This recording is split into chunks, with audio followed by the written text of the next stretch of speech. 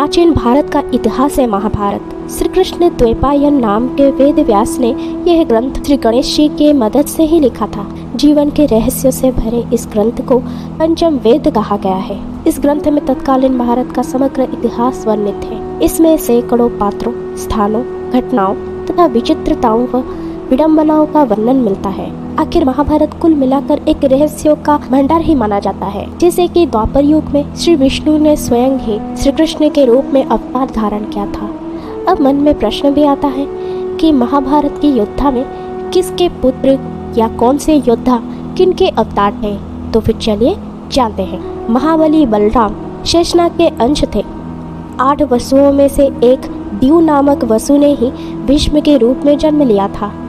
देवगुरु बृहस्पति ने द्रोणाचार्य के रूप में जन्म लिया था। गुरु द्रोणाचार्य के अश्वत्थामा को महादेव, यम, काल और क्रोध के सम्मिलित अंश से उत्पन्न किया गया था। देवताओं में सबसे प्रमुख सूर्यदेव के पुत्र कर्ण थे।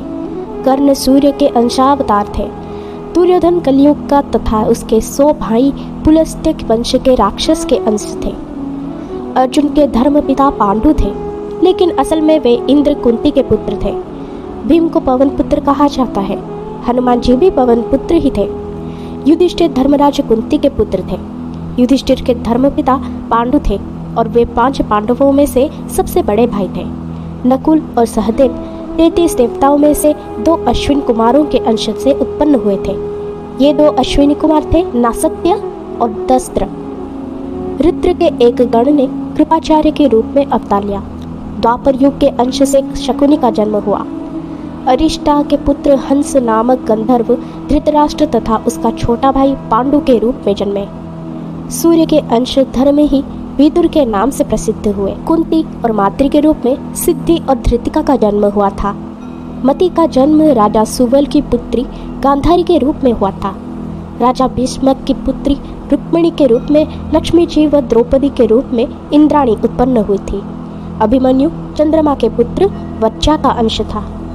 मरुदगण के अंश से सात्यकी, द्रुपद, कृतवर्मा और विराट का जन्म हुआ था।